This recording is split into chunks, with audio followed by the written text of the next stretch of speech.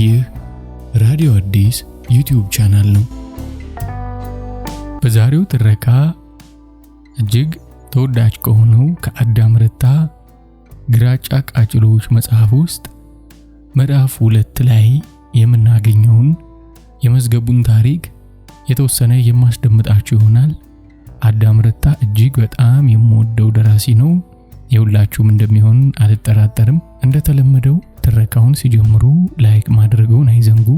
እንዲሁም ለዚህ ቻናል አዲስ ከሆኑ ደግሞ ይህን ቻናል ሰብስክራይብ በማድረግ ቤተሰባችን እንድትሆኑ በትህትና ጠይቃችኋለሁ።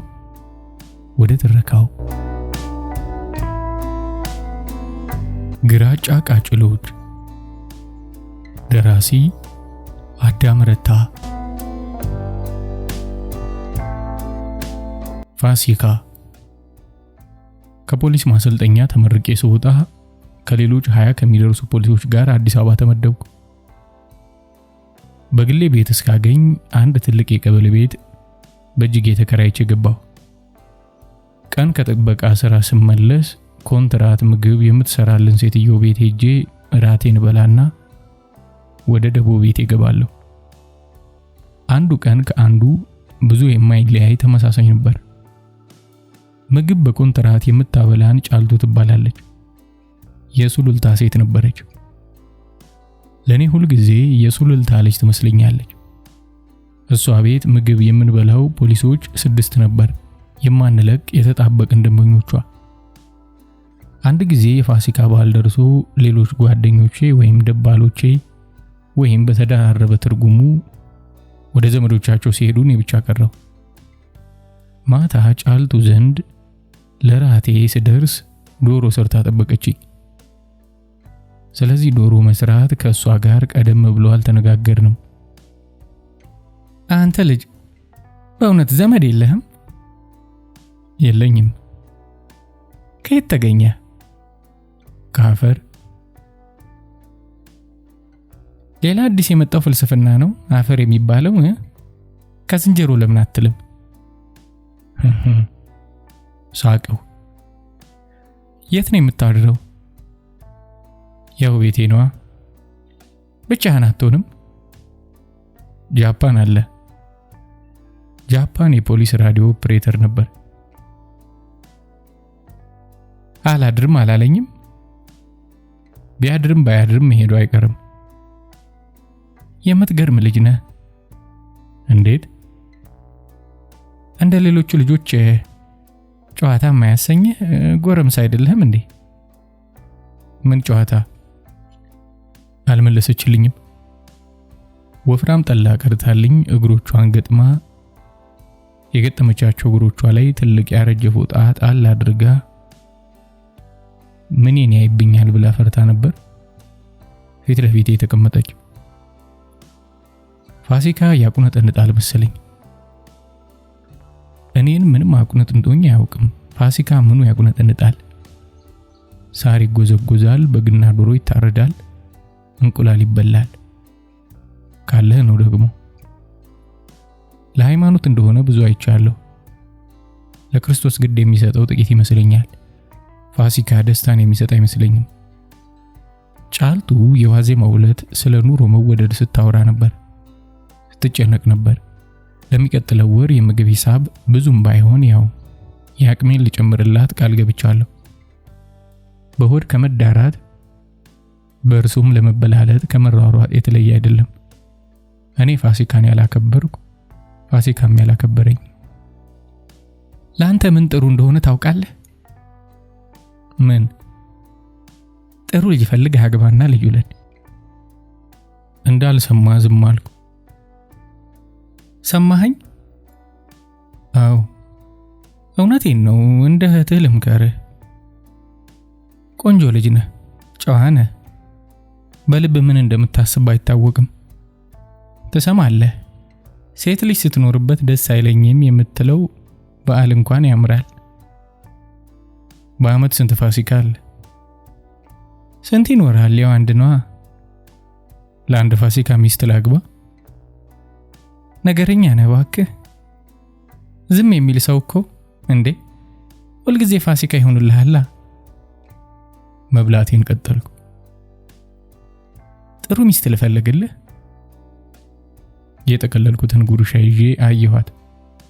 በሐሳቤ የመጣብኝ ሸካራ እጅ ነው። እንደ ካሊም የሚፍቅ እጅ ነበር። ስራ ከጀመርክ ስንት ወር ይሆናል? ላስተዋውቅህና አያት ከሆነ ከአንድ ዓመት በኋላ ትጋባላችሁ። ጉርሻዬን በላው። ወጡ በጣም ይጣፍጣል። ፖሊስነቴ የሰጠኝ ነገር ቢኖር ከድሮ የተሻለ ጥሩ ምግብ ነበር። የማዝበት ገንዘብ ነበር። ሰው አለመለማመጥ ነበር። ይህን የሚሻማኝም ሰው አልፈልግም። በራሱ ዕውቀት እስከ መዳፊ የሚሳበውን የወጥ ቅባት ስብ ይሁን ቅቤ ግድ አይሰጠኝም። ከማንም ጋር ልካፈለው አልፈልግም። ቢመጣስ በሚስት ስም ሌላ እንጀራ እናት፣ ቢመጣስ በልጅ ስም ሌላ አባት። እንዲሁ በነጠላ ሞትን መጠበቅ ነበር የምፈልገው። በነጠላ እንደ ሞጆ ባቡር ሳልጓተት። ጫልቱ ጥሩ ሴት ነሽ፣ ጥሩ ምግብ ትሰሪያለሽ። ዛሬ አስበሽ ሁሉ ዶሮ አበላሽኝ፣ ግን ማግባት አልፈልግም። ብቻዬን መሆን ነው የምፈልገው። ጭንቅላቷን አከከች። እሺም የተሰራው ጸጉሯ ውስጥ ርካሽ ቅባት ነበር።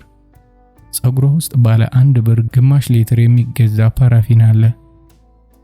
ያሰበችልኝ ሚስት እንደዚህ ልትሆን ትችላለች። በተመሳሳይ ላባ ያላቸው ወፎች በተመሳሳይ ሰማይ ላይ ይቀዝፋሉ ይባል የለ? ያቺ ያሰበቻት ሴት ይህን ቅባት ተሸክማ አብራኝ ትተኛለች። ጫልቱ ትዳር ያልያዘችው ለዚህ ይሆናል። በዚህ ቅባቷ ደረቴን ትደገፋለች። ዩኒፎርሜ ይቆሽሻል። ታዲያልኝ ቀን በቸርችል ጎዳና በሜክሲኮ አደባባይ የሚዞረው ተቆጣጣሪ መቶ አለቃ ሞላላ አፍንጫውን እየነፋ ይመጣል። ዩኒፎርምህን የጥለው ነበር። ኢሰፓ እኮ ጽሕፈት ቤት ድረስ ይሸታል ሊለኝ ይችላል።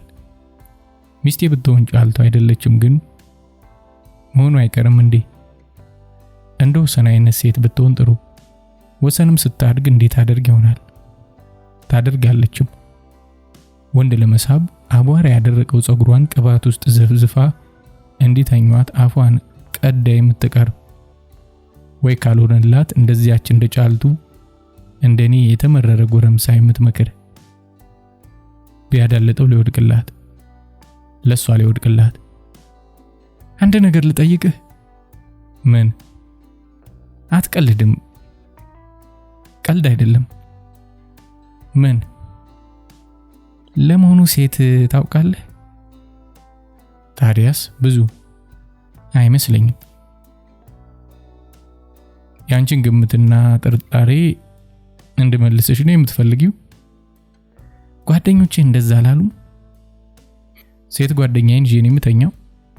አልወጣኝም። ምን ይታወቃል? እንዳልከው የምትምር ሴት አትኖርም።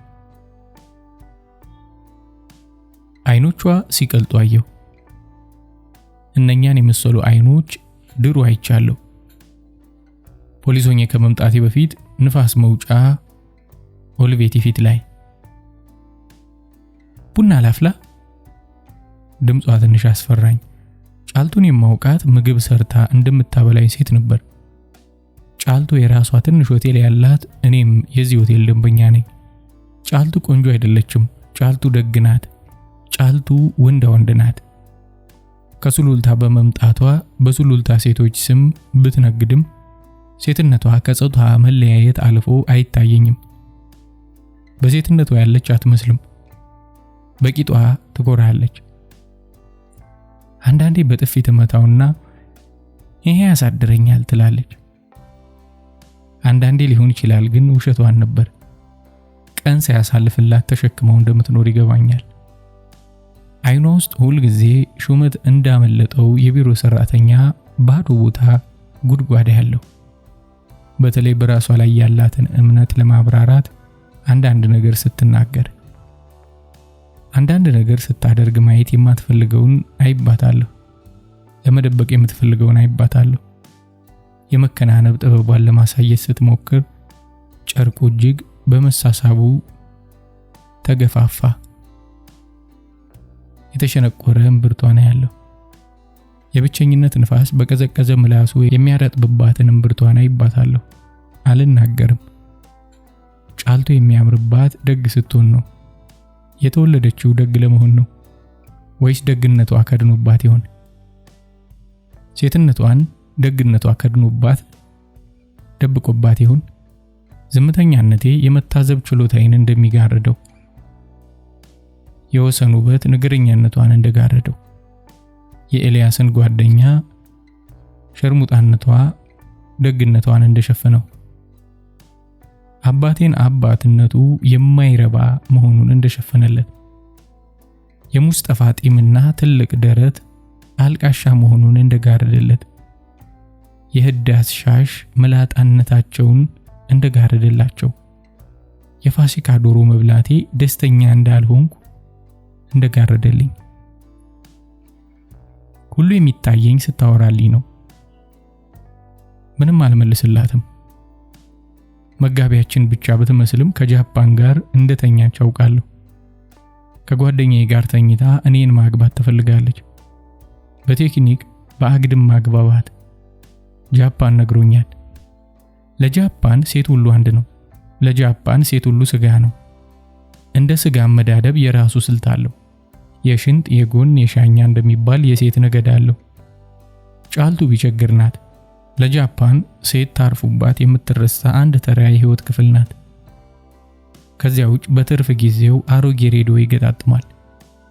በርካሽ የምኖረው ቤተሰቤን ለመርዳት ነው የሚለው ሲዋሽ ነው። ሽፋን ነው። ፋሲካው ነው። ፋሲካ ሽፋን አይደል? የአንድ ዓመቱ ጋት በአንድ ቀን ነቀልን ለማለት፣ ያውም የዘመኑ የሚያማምሩት ፋሲካ፣ ያውም የዘመኑ የሚያማርሩት ፋሲካ። ስለዚህ ጫልቱ ስትናገር አልወድም። እንደዋቂ ያደርጋታል። ላስተምር ልትል ትፈልጋለች። እድሜ ከሷ ቢያንስም እንደ መካሪ ስትናገር አልወድም። አፏንና ድርጊቷን አወዳደሬ ለማጤን ጉያዋን አስገድዳኝ ማየት አልፈልግም። ቅቤ የሌለበት ሽሮ በበሶ ብላ አጥና ሰርታ ቅቤ ያለበት ትለኝና ስለ ቅቤ መወደድ፣ ስለ ቅቤ ለሰውነት አስፈላጊነት፣ ስለ ቅቤ የሀብታም ምግብ መሆን ታወራለች። ነጠላ ጫማ ያልጋረዳቸው የተሰነጣጠቁ እግሮቿን በማድ ቤት ስራ የቆረፈዱ የእጆቿን ሰበከት በደጋግ ሸረሪቶች ድር እንዳይና የተያያዘ የቤቷን ጣሪያ አይና ዝም እላለሁ። አልናገርም። እንዳልገባው እንዳልተረዳ ነገሩን እንዳመነበት አንገቴን ደፍቼ ዝም እላለሁ። እንደማውቅባት አታውቅም።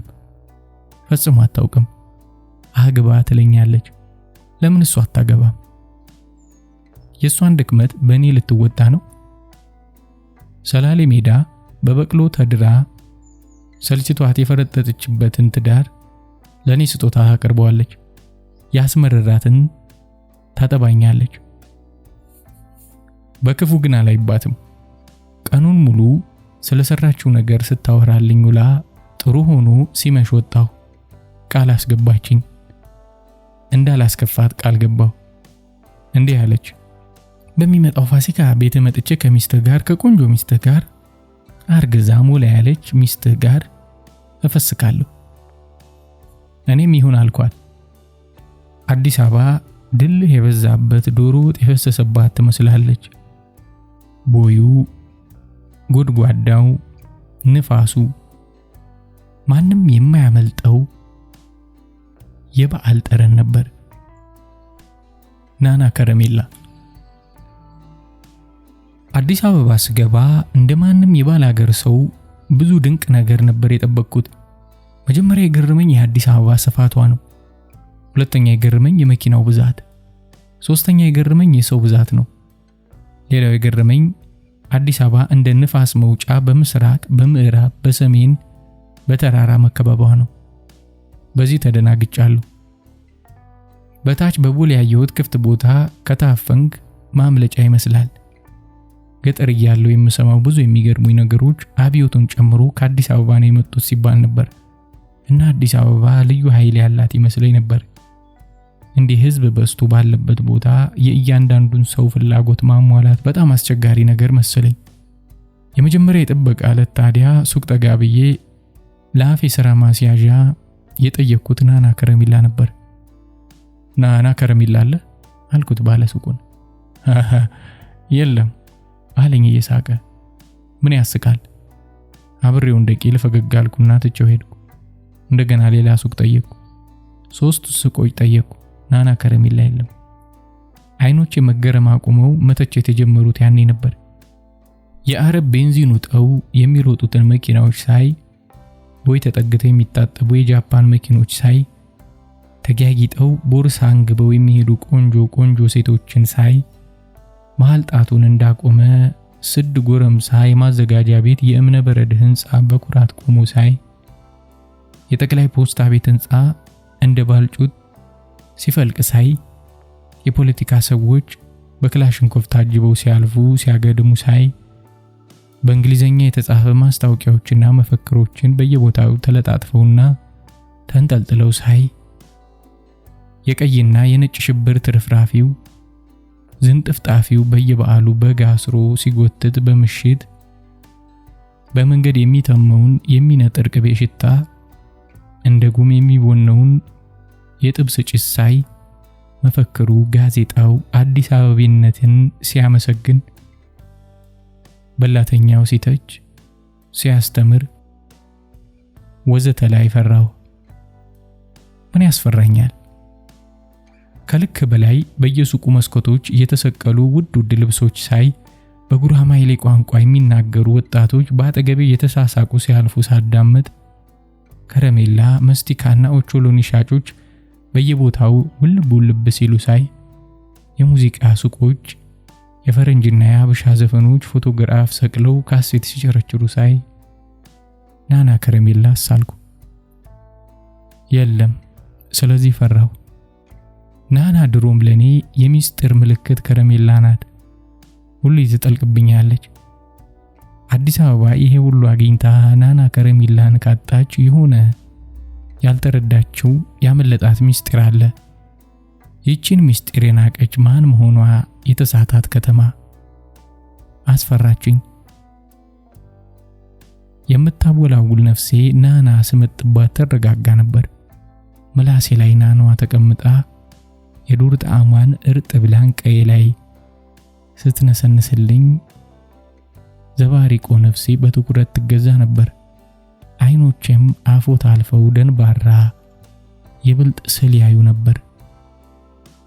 የታለች ናና? ሰፈራ ጣቢያ። ቤቴ ከተክለ ሃይማኖት ቤተክርስቲያን በስተምዕራብ ያለ የተተራመሰ ሰፈር ውስጥ ነው።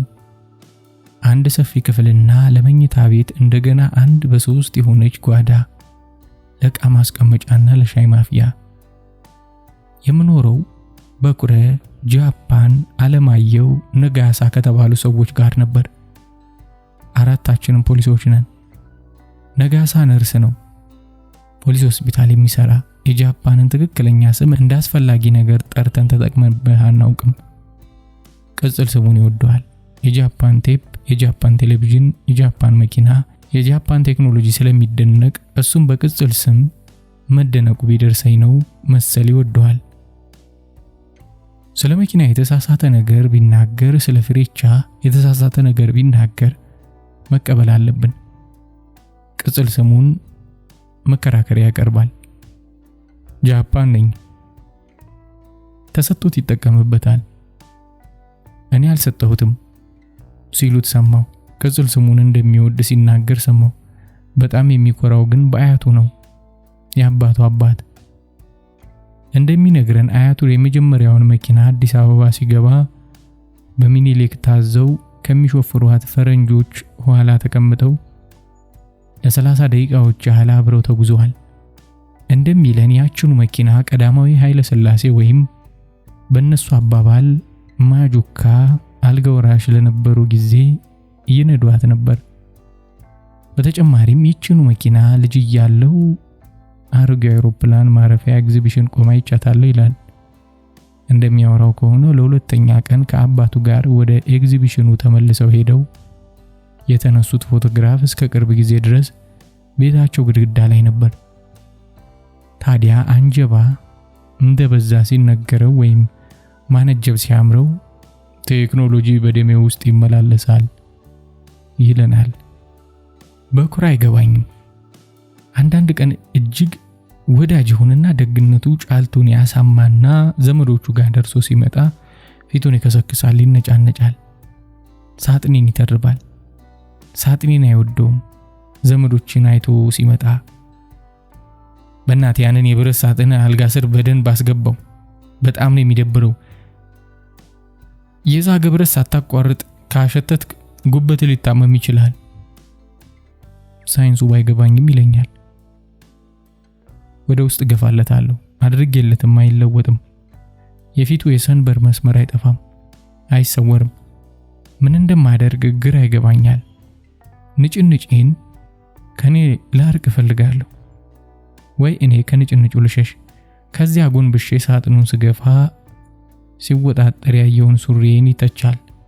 በኩረ ምነው ሱሪ ተወጣጠረ? የሰራዊቱን ጨርቅ መጫወቻ አደረከው? እንደ ቀልድ ወስድለታለሁ። አንዳንዴም እውነት እየመሰለኝ ልቦናዬን ሰጥቼው የጠየቀኝን አድርግለታለሁ። እንደ ሱሪዬን ማስተካከል፣ እንደ ሳጥኔን ወደ ውስጥ መግፋት፣ እንደ መሐረቤን ማጠብ፣ እንደ ጠጣሁበትን ብርጭቆ መሰብሰብ። ያበሳጨኝም በዝምታ ሸሸዋለሁ።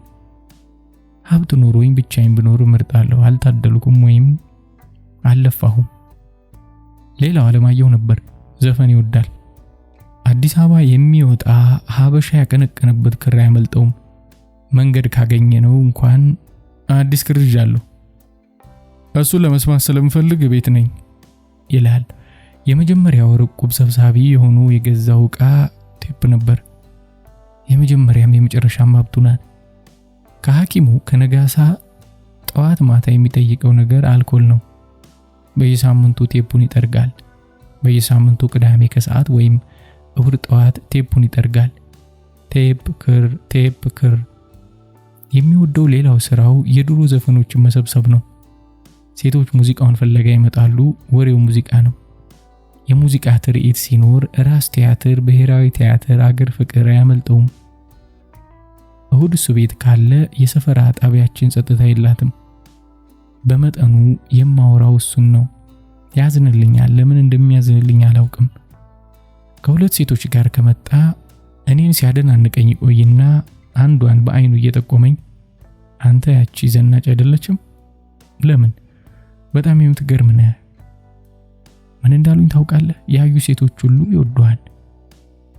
በመልኩ የሚጫወት እንዳንተ አላየሁም። አንተን መግደል ሳይሻል አይቀርም። አለማየሁ በትንሹ ኤልያስን ይመስላል።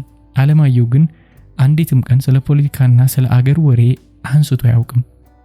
ቢብስ ሴቶቹን አሞከሻሽቶ እኔንም ደልሎ ሻይ እንዳፈላላቸው በእነሱ ስም ይጠይቀኛል። ብልጠት እንዳለበት ባውቅም የጠየቀኝን አደርግለታለሁ። መጠለያ ጣቢያችን ውስጥ አለማየሁ ቴፕ፣ ካሴት፣ ሴት ነበር። ሰፈራ ጣቢያችን በሽታ ገብቶ አያውቅም። ቢገባ ነርስ ነጋሳ ዘበኛ ነበር። ነጋሳን የሚያህል ተክለ ቁመና ያለው ሰው አይቼ አላውቅም። ከሙስጠፋ ይተልቃል። ነርስ ሳይሆን ታንክ ነጂን የሚመስለው። ነጋሳ የአምቦ ልጅ ነው። ቤተሰቡን ስለሚረዳ ገንዘብ ይቸግረዋል። ብዙ ጊዜ ገንዘብ ይቸግረዋል፣ ግን አማሮ አያውቅም። አንዳንዴ ከዛልቫጅ ተራ የገዛቸውን ልብሶች አልጋ ላይ ያሰጣጣና ለወንድሞቼና ለእህቶቼ የገዛሁላቸው ነኝ ይለኛል። 2 ወንድሞች 3 እህቶች አሉት። ፈገግ ብዬ አይለታለሁ። አያስደስተኝም፣ አያስከፋኝም። በኩረ ለቃቀም ይለዋል። አለማየሁ የውሸቱን ያደንቀዋል። የተቻለኝን አደርጋለሁ ይላል። ነጋሳ በትናንሽ አባባል ስህተት እንደሆነ የተናገረውን ነገር እያፈረ በትናንሽ አባባል ያመልጣል። የታመመ ሰው ካለ ነጋሳ አይተኛም። እንደ ሐኪም ሙያ የሚወደው የለም። ከተማረው በላይ ነው የሚያውቀው ይባላል። ስለ አስፕሪን 1 ሰዓት ያወራል። አለማየሁ ልጃገረዶችን ሲያመጣ በየመንገዶቹና በየፋርማሲዎች የሚሸጡ ተራ ቅባቶችን ዝርዝር እየገለጸ ጎጅነታቸውን፣ ጠቃሚነታቸውን ሲያብራራ ሳይንቲስት የሆነ ይመስለኛል። ስሰማው ወደዋለሁ። አንዳንዴ ደግሞ ያበዛዋል። ሰፈራ ጣቢያችንን ወደ ጥቁር አንበሳ ሆስፒታል የለወጣት ይመስለኛል። መጠለያ ጣቢያዋ ጉድጓድ ውስጥ ናት። ረዥም ጥልቅ የሚሸት ቀላይ ውስጥ ናት። ከተክለ ሃይማኖት ከቤተ ክርስቲያኑ በእግር ተነስቶ መኖሪያችንን ለመድረስ በረዥም ጉድጓድ ውስጥ እንደመወርወር ይመስላል። ይሄ በርባኖስ በጋ ከክረምት በድህነት የጨለመ ነው። ጠርዙ በአስፋልት ተከፎ መሃሉ ሲኦል ነው። ይሄ ሲኦል እሳት አለው። ይሄ ሲኦል ይጨሳል። በዚህ የጉድጓድ ቀልቀል ግድግዳው ላይ ከጭቃ የተሰሩ የቆርቆሮ ቤቶች በበሰበሱ ማዕዘኖቻቸው እንደ መስጠት ተንጠልጥለዋል። ከአስፋልቱ የሚወርደው ዝናብ በየቤቶቹ መሃል እንደ ቀለጠ ሬንጅ ይንጠባጠባል። እኛ ደቃቆች በዜግነትና በሙታን መሃል ያለን አፋችንን ገጥመን እንደ ጉድፍ በእነዚህ ቀጫጭን ጥቁር ወንዞች ላይ እየተንሳፈፈን መከራችንን እንደ ከረሜላ እየመጠጥን እንገባለን። ዓለማየሁ ሙዚቃውን እየሰማ በኩረ ነጭናጫነቱን እየዘፈነ እኔ ዝምታዬን ታጥኜ ነጋሳ ሀገሩን የሚፈውስበትን ጥበብ ያሰላሰለ ጃፓን አፉ ዙሪያ የድራፍት ወዝ ተኝተን ወደ ላይ አንጋጠን በቱቦ አፍ የሚገባውን መሰላችንን እናያለን። አስፓልቱ ጠርዝ ቆሞ አምቶ መንግስትንም አምቶ ሌላ የሚመቸውን ወይም አፉ የገባለትን አምቶ የጌሹ ህልም የተተከለበትን አይኑን እያሸ በምሬት እየዘለለ የሚገባለ አንዳንዱ አንድያውን ጎጆውን ነቅሎ ይወጣል። አመለጠ እንላለን። የፀሐይ ቁጣ ይገባል። ዝናብ ከነጭቃ ሽርኩ ያለ መጠን ይገባል። አልፎ አልፎ ቀን አስፋልቱ ዳር ጥለነው የመጣነው ጥላ ሲመሽ ጠብቆን ጽላሎቱን ላያችን ላይ ይወረውራል። የተረሳ ቦታ ነው። የተረሳ ሰው የሚጠለልበት የተረሳ ቦታ። ከአራዊት ክብር ያጣ እንደ ቅርምቡስ ያለ ፍጡር አፈር ለአፈር እንደሚቦረቡር እኛም ሌላ ያገኘ የቀበናውን እያየን ዓለም ላይ ባገኘው ሀብትና እድል እንዲጉራራ ማወዳደሪያ እግሩ ስር ወድቀን በድብቅ የምንሸሽ በስተደቡብ ልደታ፣ በስተሰሜን መርካቶ፣ በስተምዕራብ ባልቻ ሰፈር፣ በስተምስራቅ ተክለ ሃይማኖት በቅዱሳን በነጋዴ በአርበኛ ተከለል። ነጋሳ ኪኒኑን ይቆጥራል። ዓለማየሁ ቴፑን ይጠርጋል። በኩሬ ይነጫነጫል። ጃፓን ሽቦ ይቀጥላል። ፋሲካ የቀጠለ ከኔ በስተቀር ደባሎቼ በሙሉ ወደ ዘመዶቻቸው ዘንድ ሄደው ነበር። ነጋሳ አምቦ ሄዷል። በኩረዚያው አካባቢ 7ኛ አካባቢ ያለች አክስቱ ዘንድ ሄዷል። ጃፓን ሀብተ ጊዮርጊስ ድልድይ ሄዷል። ዓለማየሁ በላይ ዘለቀ መንገድ 3ኛ ፖሊስ ጣቢያ ፊት ለፊት ያለች ዘመዱ ዘንድ ሄዷል። ከነዚህ ሁሉ አብሬያቸው እንደሄድ የጠየቁኝ ዓለማየሁና ነጋሳ ብቻ ነበሩ። ፈቃደኛ አልሆንኩም። በኩረ አጠገቤ ተቀምጦ ስለ ፋሲካ አልተናገረም። እኔን ለመጋበዝ ፈቃደኛ እንዳልሆነ አውቃለሁ። ቢጠይቀኝም አልሄድም። ጃፓን ግድ አይሰጠውም። ራሱ መሄዱንም አይወድም። የተገደደ ይመስላል። ካልሄድክ ሊገሉ ይደርሳሉ። በእኔ የሚቀና ይመስላል። ግን የውሸቱን ለግብዣ መጥራቱን እንደ እድል እያነሳ ስሜቴን ይፈትሻል። እንድቀና ቀንቼም ለመሄድ እንድነሳሳ እንደሆነ አላውቅም። ዓለማየሁ ፒያሳ ስለራቀኝ ለመሄድ የማልፈልግ መስሎት በኩረ እኔን እንዲወስድ ለመጠየቅ ሲሞክር ሰምቼ አይኑን በጎን ጣል አድርጌ ሳይ እጁን ያወናጭፋል። ዝም በል እባክህ አይነት። አልከፋኝም፣ ደስ አላለኝም። ሲጠቃቀስ ያላየሁት ወይም ያልገባኝ መስየው ትንሽ ቆይቶ በኩረ አንተ መዝገቡ ምን አለበት ፋሲካን ከሰው ጋር ብታሳልፍ ይለኛል። የማን ቤት መሄድ እንዳለብኝ አይጠቅስም። ዓለማየሁ እንዳልሰማ ካሴት ይለውጣል። ጃፓን ይበሽቃል። ለምን አንተ አትወስደውም? እኔ እንዲሄድ አልፈልግም። ዶሮ ላብላው ብዬ አልደብረውም። እኔ እርሱ ትላለሁ። አይረሳም። በኩረ አይረሳም። ራሱ የሰራትን ትንሽ ንፍገት አይረሳም። ለምን እንደማይረሳት በልቡ እንደሚጠብቃት አላውቅም። በረሳለትም አይረሳም። ቤት ውስጥ 5 አልጋዎች አሉ። አንድ ጠረጴዛ አለ። ብዙ ጊዜ ጠረጴዛውን የሚጠቀምበት ነጋሳ ነው። ይሄ ጠረጴዛዬ አልጋ አጠገብ ስለሆነ ሶስተኛ ልብሴን አስቀምጥበታለሁ። ስተኛ ልብሴን አስቀምጥበታለሁ። ከነጋሳ ጋር የሚያጣላን እሱ አምሽቶ ስለ ሕክምና ለማንበብ ልብሴን የማስቀምጥበትን ቦታ እንድለውጥ ሲነግረኝ ነው። እኔ መሬት ተከምረዋለሁ። እየተበሳጨ አልጋዬ ግርጌ ያንጠለጥላቸዋል። ይህን ሰሙን ማድረግ ይቻላል። ስንቴ በስነ ስርዓት ማጉደል መቀጣት ትፈልጋለህ ብሎ ይቀልዳል። የነጋሳን አማርኛ በኩር እንደተረበው ነው። በየቀኑ ይተርበዋል። እኔ ትዝ ብሎኝ አያውቅም። የነጋሳ አማርኛ ትዝ ካለኝ አይለኝም እንጂ ነጋሳ ረጅምና ትልቅ አስገምጋሚ ድምጽ ያለው የዋህ ልጅ ነው። በኩር እንዲህ መናገሩ ታዲያ ነጋሳን ያበሳጨው እና አንዳንድ ጊዜ እንደተናደደ ሰው ማንበቡን አቁሞ የያዘውን ነገር መሬት ላይ ወረውርና አንቺ አዋቂ ነኝ ብለሽ ነው ይላል በኩረን። በቃ የፋሲካ ዕለት ነጋሳ ለቤተሰቦቹ የገዛውን ዕቃ እያወጣ እዚያች አንዷ ጠረጴዛ ላይ ደርድሮ የገዛበትን ዋጋ፣ የት እንደገዛው፣ ለምን እሱ እንደወደደው፣ ለምን ዘመዶቹ የገዛላቸውን ዕቃ እንደሚወዱት እየተነተነ ቆየና ነገሩን ሁሉ ራሱ ጠይቆ ምን ያደርግላቸዋል? ራሱ መልሶ ኑሮ ተወዶባቸዋል አቡ። ራሱ ስቆ አይለብሱትም እኮ ጉልት ነው የሚሸጡት። የሰበሰበውን ዕቃ መቋጠሪያው ውስጥ መለሰና መዝገቡ የፋሲካን በዓል ከቤተሰቦችሽ ጋር አለማሳለፍሽ ቅር ብሎሻል አይደለም አለኝ። ትከሻዬን ግድ የለኝም አይነት ነቀነኩ። አዎ ለምን አምቦ አብረን አንሄድም? ትራንስፖርት ትችያለሽ። አመሰግናለሁ፣ የትም ሄድ አልፈልግም አልኩት። ገጠር አይደለም ከተማ ነው። አምቦ እኮ ነው። የትም ሄድ አልፈልግም።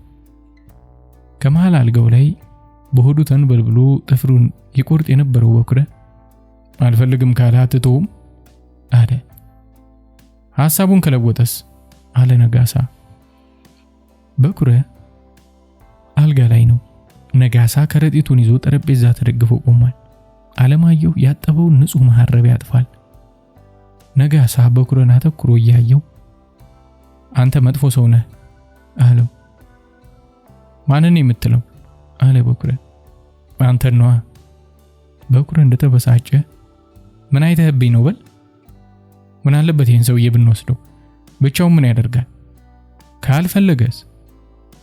ለምን እሺ አንተ ወሰደው። ከዚህ ከተማ መውጣት ካልፈለገ በእኔ ምን አገባ? አንተ ካላደረከው እኔ ባደርገው ምን አለበት? የራስ ጉዳይ አለ በኩረ።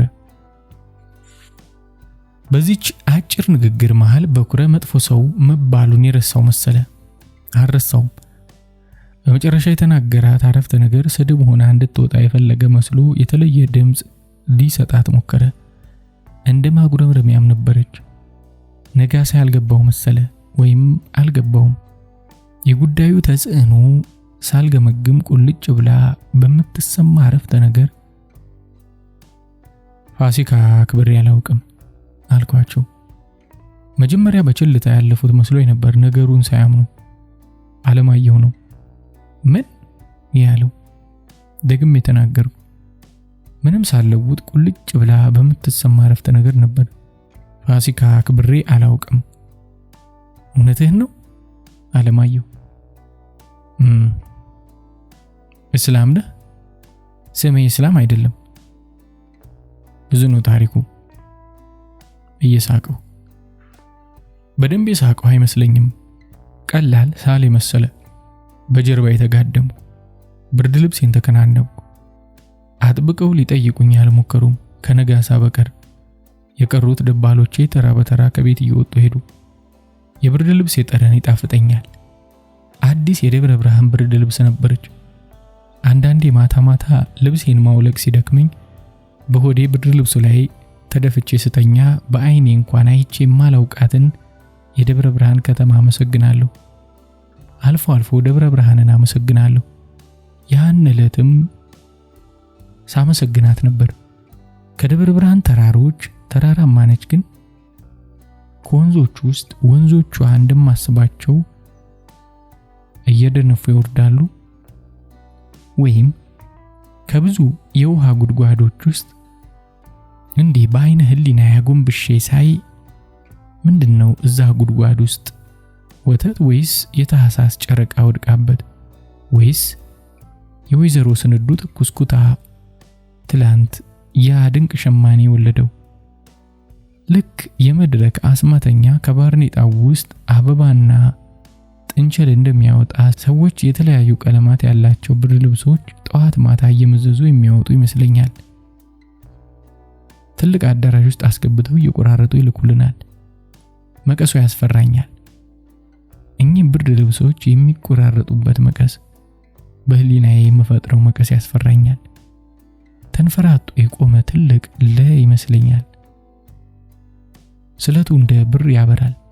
ያለ ረፍት ስለሚቆረጥበት ግሉ ስለቱ እንደ ወርቅ ይቀላል። የሚጎተተው ብርድ ልብስ ከፊሉ የሚከረክመው አጥቶ የደብረ ብርሃንን ከተማ ሸፍኖ በሰንዳፋ በሸኖ ጎዳና የሰው የመኪና ዱካ ተከትሎ ወደ አዲስ አበባ ይመጣል። ጫፉን አይዋለሁ። ጫፉ በከተማዋ የአፍንጫ ቀዳዶች ተሰግስጎ ከተማዋን መተንፈስ ነፍጓት እንደ እንቁቅልሽ እየጠየቀ ስንት በግነኝ እያለ ጠዋት ስባንን ነጋሳ ግርጌ ተቀምጧል። በተረጋጋ መልክ ልመና አንተርሱ አብሬው አምቡ እንድሄድ ጠየቀኝ። ሁሉ አለ አይቸግርም። እንቅልፍ አላስተኛኝ። እንዴት ፋሲካን አትወደው? ባትወደው እንኳን እንሂድ። አልሰማሁትም። ተከሻውን እየመታው ትላንት የተናገርኩትን ነገር ሁሉ እሱም የተናገረውን ነገር እንደረሳሁትና ሊረሳው እንደሚገባ ለዝቤ አወራሁትና በመጨረሻ ሲደጋክመኝ ዓለም ፋሲካ እንደሚበዛበት ነገርኩት። እየተገረመ በልደስ እንዳለ ብሎኝ ሄደ። እስከ ቀኑ 5 ሰዓት ድረስ ሁሉም ልጆች ወደ የዘመዶቻቸው ሲሄዱ የቀረሁት እኔ ብቻ ነበርኩ። ቤታችን በር ፊት ለፊት ተቀምጬ ወደ ውጭ የለመድኩት ነው ያለው። ቤታችን እንዲህ አጥር አልነበረውም። የቤታችን ግድግዳ እንዳለቀ ከአንድ እርምጃ በኋላ ቦይ ነው። እዚያ ቦይ ላይ የተቦዳደሰ የጣውላ አልጋ እንደ ድልድይ ተነጥፏል። ከስሩ ቀለሙ የሚለዋወጥ እንደ ቀለጠ ጥቁር መስቲካ እንደ ማርገፋ የተጎለተ ቆሻሻ ነው። ዝናብ ሲጥል ይሄ ነገር ነፍስ ይዘራና እንደ አባ ጨጓሬ ወደ ተረገመ አቅጣጫ ይነቃነቃል። ያውም ቅር እያለው ፊት ለፊታችን የኛኑ የመሰሉ ቤቶች ናቸው። ሱቅ፣ ሻይ ቤት፣ ጠላ ቤት፣ ጥቂት አሮጊቶች የሚኖሩባቸው የሰልፍ ቤቶችና ሁለት እህትማማቾች የሚኖሩባቸው ከፊል ተማሪ ከፊል ሸርሙጣ መደዳ ቤቶች አሉ። አንዱን አለማየሁ የድሪያ ሲያዋራት አይቻለሁ። አንገቷን በቀኝ ክንዱ ብብት አስሮ ተዳክማ ሲለቃት ፊኒር ብላ በተነሳች በቤት ቀሚሷ ስር እጁን ሰዶ በአደባባይ ምናልባት ቂጧን ከሆነም ምንትሷን በጥፊ ተም እያደረጋት በሳቅ እየተንካካች ሰው ምን ይለኛል አትልም አንተ? ቁልቁለቱን ኮረኮንች ነው። በቅርብ የተሰራ ምጥን ሽሮ የመሰለ ኮረኮንች። ጫልቱና ምግብ ቤቷ ያሉት በኮረኮንቹ መንገድ በስተግራ ጥቂት ከሄዱ በኋላ ነው። ብዙ ጊዜ የእሷን ቤት ከኛ ቤት እያፎካከረች በእሷ ቤት ጥራት ትኩራራለች። ደከመዋ እህቴ። ቤታችን ፊት ለፊት ተቀምጬ ወደ ውጭ ያለው ብዙ የሚታይ ነገር አልነበረም። አንድ ወጣት ሻይ ቤቱ በር ፊት ለፊት ግን ሸሸት ብሎ ለሁለት ታጥፎ ቆሟል። እንደ ራበው ገብቶኛል። ልጁ ቁመና ውስጥ ራሴን ማስገባት አልቻልኩም። ጠበበኝ። ጠባብ ነው። ገላው እንደ ሽንኩርት ልጣጭ ስስ ነው። የሽንኩርት ልጣጭ ነው። ልጣጭ ነበር። መንገዱን ተሻግሮ ወደኔ በኩል ተጠግቶ ወደ ታች አየ። ሰው የሚጠብቅ ይመስላል። ያለ መደገፊያ የሳሳ ገላው እየተወዛወዘ አፈርና ድንጋይ ከሆነው መንገድ ላይ በእግሮቹ እንደ አልቂት ተጣብቆ አንዲት አሮጌ ሹራብ ደርቧል። ክርኑ ተቦድሷል። በየስፌቱ ክሮች ለቀው ቀዳዳዎች ሞልተውታል። ሱሪው የተቆረጠ ቦላሌ ነው። ከታች ከኮረኮንቹ መንገድ ሰዎች ግራና ቀኝ ያልፋሉ። አንዳንድ ሰዎች እኔና ልጁ ባለንበት አቅጣጫ ዞር ብለው ያዩና ይሄዳሉ። አንዳንዱ የሚገርም ይመስለኛል። ሰው እንዴት ወደ ታች ወደ መሬት ውስጥ ጉድጓድ ሳይቆፍር ጉድጓድ ይሰራል? አንዳንዱ ራሱን እንኳን ደስ ያለ እዚህ አልገባ ሳይለው ይቀራል። ልጁ እግሮቹ አያርፉም፣ ይቁነጠነጣል። ሰማህ ጓድ ምን ሆንክ አልኩት። አላመነኝም። ትክ ብሎ አየኝና በደንብ በማይሰማ ድምፅ ምንም ብሎ ፈገግ አለ።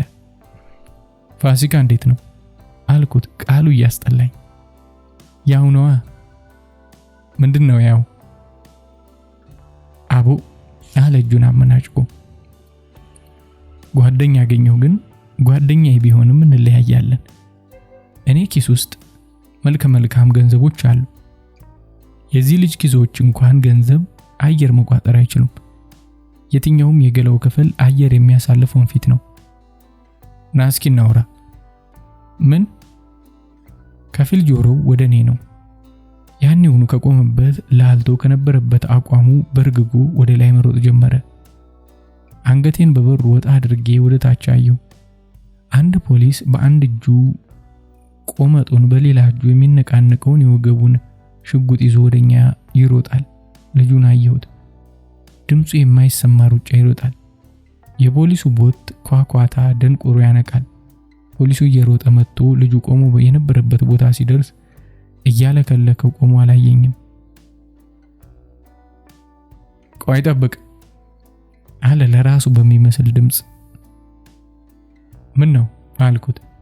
ሌላ ሰው እዚህ አካባቢ መኖሩን ስላልጠረጠረ ትንሽ ደንግጦ አየኝ። ምን እባክህ እነዚህ ልጆች ስራቸው መስረቅ ሆነ። ምን ሰረቀ? ልጁ ምንም ይዞ አላየሁትም። ገበያውን አልረበሸም እንዴ? ምን ሰረቀ? ዶሮ። መሳቅ አልፈለኩም። ሰርቆ ሴት እንዳስቀመጣት አለ። ሴት ነው ወንድ ዶሮ የሰረቀው? ዶሮ ነው ጓድ፣ አርፈ ተቀመጥ። የጠየቀ የለም ጣጣ እኮ ነው። እኔ ፖሊስ ስለሆንኩ ነው የጠየቅኩ። ቤት ውስጥ ተቀምጦ ሌባ ሲያመልጥ የሚያይ ፖሊስ አላውቅም። ቆይ እስኪ። ፖሊሱ ዱላውን ወደ አፎቱ መለሰና የምናገረው ይጠብቀኛል። ለምን እዚህ ገባ ብለህ አንጫወትም አልኩት። ግዴታዬ ላይ ነኝ። ሁሉ ሰው ዓለም ላይ የሚኖረው ሁሉ የሆነ ግዴታ አለበት። ስለሌላው አላውቅም። ያ ልጅ ግዴታ አለበት። ምን ያውቅና ነው? ሰርታ ማደር የማትችል እናት ብትኖረውስ? ምን አገባኝ? ፋሲካ ትደግሳለህ? ምን አገባህ? እሱን አስረህ አንተ ፋሲካ ትበላለህ? ወንጀለኛ ስለሆነ አስሮ አዳሪ ነህ። ሕግ ያስፈልጋል። ፋሲካ አላከበርኩም ብሎ ቢነግርህ ትስቅበታለህ ወይም ታዝንለታለህ፣ ግን ታስረዋለህ። ሰርቄ አይደለም አለ ልጁ። ይሄ ልጅ ሰርቆ ያውቃል? አዎ። ሰርቶ ማደር ካልቻለ ይስረቃ። ጓድ ፖሊስ ነህ ሌባ? ሌባው ላይ ነው ያለው፣ ላይ። ፖለቲካ መናገር ያስፈርቶኛል። ያልፈራ ለመምሰል ሞከርኩ። ጨዋታ ቢጤ ላደርገው። ሰውየው መልስም ሳይሰጥ ፊቱን መለስ አደረገ። እየተገላመጠ ያየኛል። ስለምን እንደሚያስብ መገመት አልከበደኝም። ራቅ ብሎ የረሳው ነገር እንዳለ እዚህ ነው ለመሆኑ የምትኖረው አለኝ። አዎ ይሄ መንገድ አልጋይ ነው። የአዲስ አበባ ከተማ የምትወረውረው ንፍጥ ብርድ ልብሴ ነው። እንደዚህ አይነት ሌባ ህፃናት ትራሶቼ ናቸው። ሴት አላውቅም፣ ድንግል ነኝ። ከዚህ ቦታ ውጣ አልኩት። ያበድኩ መሰለው። በመገረም አየኝ። ወደ ታች ወረደ። እየደጋገመ ያየኝ ለኔም ለራሴ ያበድኩ መሰለኝ። ልጅ ሆኜ መወለዴን፣ ፖሊስ መሆኔን፣ እንደገና እዚያች መቀመጤን በየተራ እንደምጠላ ማን ያውቃል? ወደ ላይ የወጣው ጉብል ፖሊሱ ሲሄድለት ተመልሶ መጣ።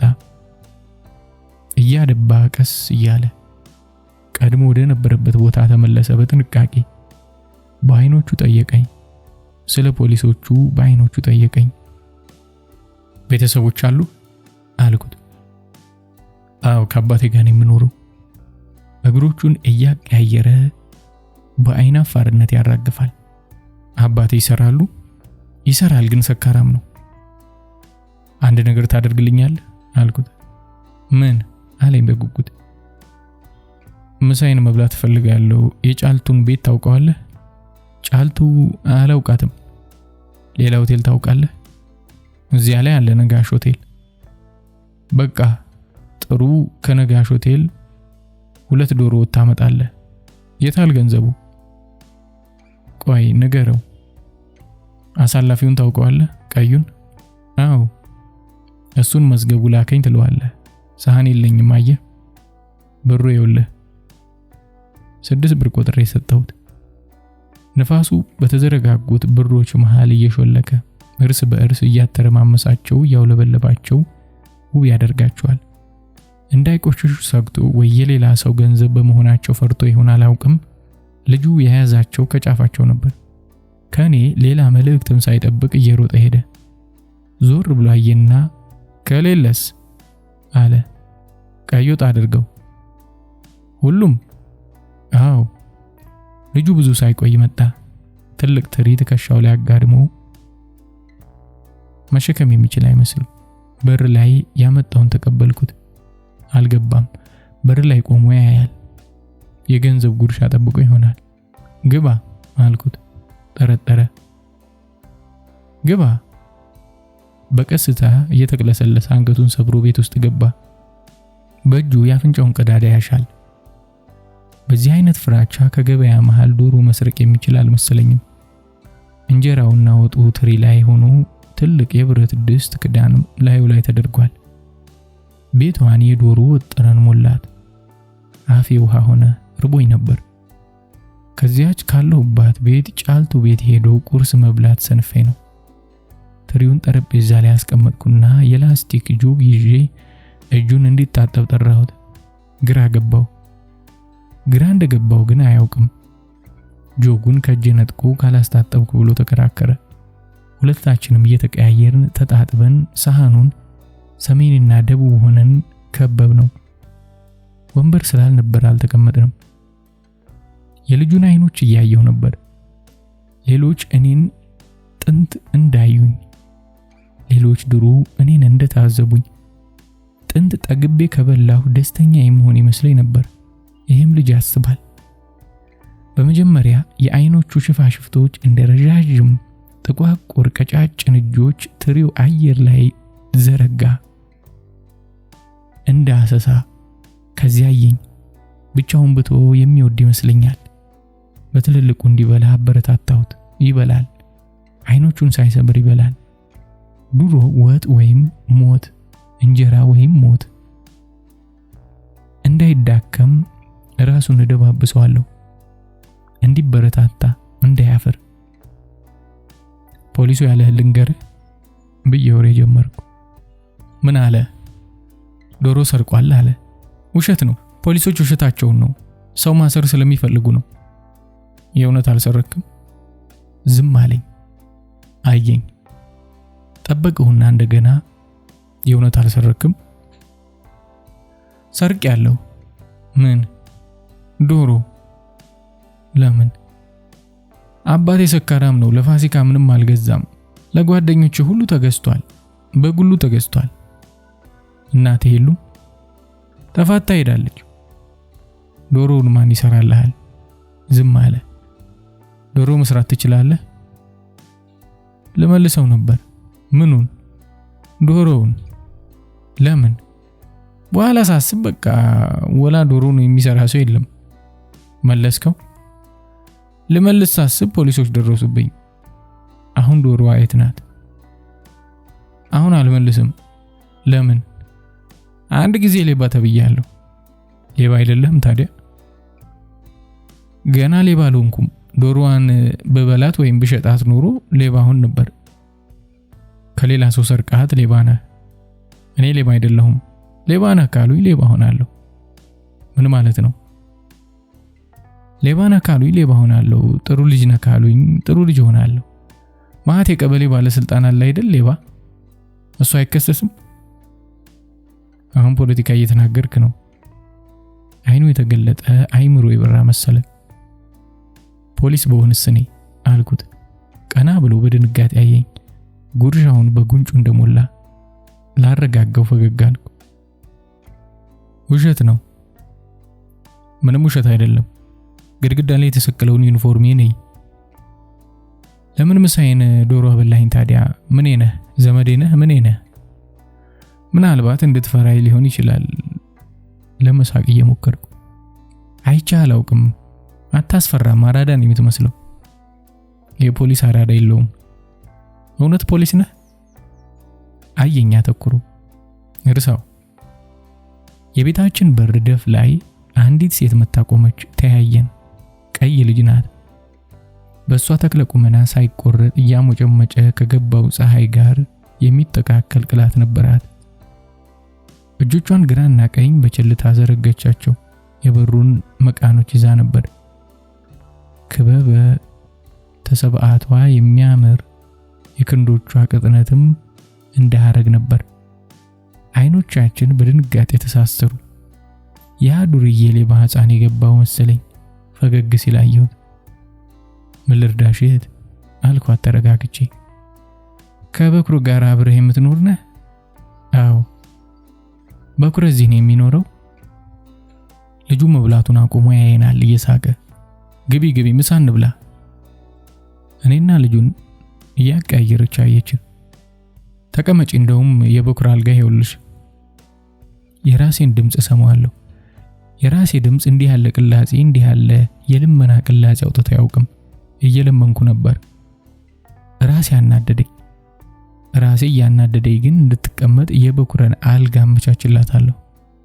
የት ሄደ አለች። ዘመድ ቤት ፋሲካን አሳልፋለሁ ብሎ ነው እኮ። ላስታውሰው ነበር የመጣሁት። እሱ አስታውሷል? ሌላ ቦታ ካልሆነ ሄደው። የት ሄደ ይመስልሃል? እየተቀመጠች። እዚሁ ቅርብ አካባቢ ነው የመሰለኝ፣ በጣም እርግጠኛ አይደለሁም። አይኖቿ የሆነ አስማት ነገር ነበራቸው። በአይኖቿ ሁሉን ይዛ የምትሄድ ይመስላል። ወደ ግራ ስታይ ሁሉ ጉድ አይኖቿን ተከትሎ ወደ ግራ የሚሄድ።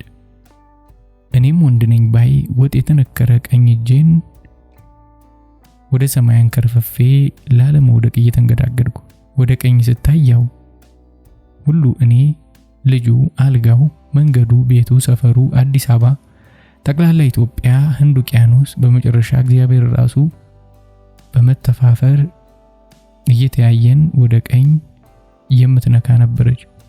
የሚለፈለፍላትም የምትነካ ነበረች። ለስላሳ ይምጣልሽ ወይ ሻይ ይፍላልሽ? እኔ ላድርግልሽ እንዳይመስል እየለፋሁ ባልሰለጠነ ደንባራ መግደርደር። አቸኩላለሁ፣ ትነግርልኛለህ? አዎ። ማን ፈልጎህ ነበር ልበለው? ገነት። ገነት፣ እሺ። እኔ መዝገቡ እባላለሁ። እጄን ዘረጋሁላት። ልጨብጣት። ተጨባበጠን። ወጥ የነካው እጄን ሸሽታ ግራይን እጅ። እግዚአብሔር የሷን አይነት እጅ ሰርቶ የገነትን አትክልት ቦታ ከበለስ ዛፍ ጋር ለምን ፈጠራት? በሷ እጅ አምሳያ ቢፈጠር ኑሮ ሰውን ያለ ሽሽግ ደካማነት ይሰራው ነበር። ሁሉን እኩል ያደርገው ነበር። አብዮት አያስፈልግም ነበር። ፖሊስ አያስፈልግም ነበር። መንከራተት አይኖርም ነበር። ወታደር፣ ጭቆና፣ ድህነት፣ ሞት አይኖርም ነበር። እግዚአብሔር የሷን እጅ እያየ ጭቃ ቢያቦካ ኖሮ። ጨብጣኝ ስትሄድ ባቷን ከኋላ ማንም ሲያየኝ በምስጢር ባቷን በገብጋባ አይኖቼ እሷን የጨበጥኩበት ግራ እጄን እንደተንከረፈፈ፣ ወጥ የሸፈነው ቀኝ እጄ እንደተንከረፈፈ፣ እንቁላሏን እንደዘረፉባት ጩልሌ ሁለመናዬ ተንከርፍፎ። ስትራመድ ሌላ ናት፣ በከፊል ነፋስ እየገፋት። ደግሞ ሁለቴ ወደኔ ዞር ብላየች። ለአፍታ አፌን ብቻ አውጥቼ ፀሐይ ውስጥ የተንቃቃው ምች ሳይመታኝ እንዴት ቀረ? የመብላት ፍላጎቴ ተቀጨ። በላህ አልኩት ልጁን። እየበላሁ ነው። እንቁላሎቹን ብላ። ሁለት እንቁላሎችና ሁለት የዶሮ እግሮች ትሪ ጥግ እንደተዘነጉ ነገሮች በቸልታ ወድቀዋል። ልቦናችን ግን አልረሳቸውም። እስር ቤት ታስረው የመፈቻ ጊዜያቸውን እንደሚጠባበቁ ጸረ መንግስት እስረኞች፣ ቀድሞ ተጠርቶ ከተገደለው ተርፈው የሚጠበቁ። ልጁ አንዷን እንቁላል በጣቶቹ ሰብሮ ጥፍሩን ጠባ። ያንተና የኔ ፋሲካ ዛሬ ነው አልኩት። ሳቀ። እድሜ ስንት ነው? 11 መሰለኝ። ደስ ይላል? ምኑ 11 መሆኑ? እኔ እንጃ። ስምህ ማን ነው? ዘገየ። ዘገየ ሲሪብህ ማታ ማታ ጫልቱ ቤት ና። አንድ ጠላ ቤት አለ ታች ወረድ ብለህ ታውቀዋለህ? ሰፈሬ የት ነው? ሰፈሬ ልደታ ነው። የጫልቱን ቤት አውቀዋለሁ። ለምን አላውቀውም አልከኝ ቅድም? ፈርቼ ነው። አትፍራ። ለማንኛውም ከራበህ ማታ ከ1 እስከ 2 ሰዓት ድረስ ካልመሸብህ ጫልቱ ቤት በር ላይ ጠብቀኝ እሺ? አንዷ እንቁላል ወደ ሆዱ ጠፍታለች። አትፈር ንፋ። ሳቀ። ቀስ እያለ ይበላል። ጓደኞቼ ግን ኒንጃ ነው የሚሉኝ። ኒንጃ? ካራቴ ትችላለህ? ካራቴ ታዲያስ ያጣጥማል። አጥንቱ ይጣፍጣል? አው። የሰረከውን ዶሮ ተመልሳለህ? አየኝ። አልመልስም። ይሄን የሸጠውት ይሆናል። ማን? አብረውኝ የሰረቁት። ሌባ ከተባልኩ ሌባ መሆኔ ስለማይቀር ሌባ መሆን አለብኝ። ከቻልክ መልሰው። እውነት ፖሊስ ነህ? አው። ለምን ዋሻለሁ? ትከሻውን ነቀነቀ። እንደ ግድ የለኝም። በልተ ከጨረስክ በኋላ እዚህ ጋር በባሊ ውሃ አለልህ። ተሪውን ታለቀልቃትና ተመልሳለህ። ጉርሻውን እንደያዘ ራሱን በእሽታ ነቀነቀ። ገነት አይኖቿ እንደ ሴቶች ነበሩ። አሙቀው እንደሚስሙ ሴቶች ናቸው። ውስጤ ከሩቅ በጣም ከሩቅ ደስታ ነገር ተሰማኝ። ትርጉሙ የረቀቀ። ከበላህ በኋላ አትተኛም አለኝ ልጁ። ምን ነው? ብዙ ሰዎች ይተኛሉ። መተኛት ፈለክ? እኔ ሳልሆን ትልልቅ ሰዎች ሰነፎች ናቸው። ጥሩ ነው አሉ። ያወፍራል። ውሸት ነው። መብላቱን ቀጠለ። ሁኔታው አጥንት ይሰብራል። ገነት ገነት ከንፈሮቿ ንፋስ ከመታው ዛፍ ላይ እንደሚረግፍ በቅቷቸው እንደበሰሉ አበቦች ነበሩ። ገነት ገነት ድምጿ ተረስቶ እንደኖረ እንደ ልጅነት ዘፈን ካረጁ በኋላ እንደሚሰሙት ነው። የድምጿ ቀላልነት እንባ ያሳድማል። ልጁ የሰባበረውን አጥንት ወደ ውጭ ወርውሮ ሳህኑን ማለቅለቅ ጀመረ። ጣቶቹን ወደ አፍንጫው ወስዶ ያሽታል። አይኖቹ የእንባ ቅባት ውስጥ እያብለጨለጩ ተኝተዋል። የኔም አይኖች እንደፈሰኩ ነበር። የትዕይንት ጦማቸውን በገነት እንደቆረጡ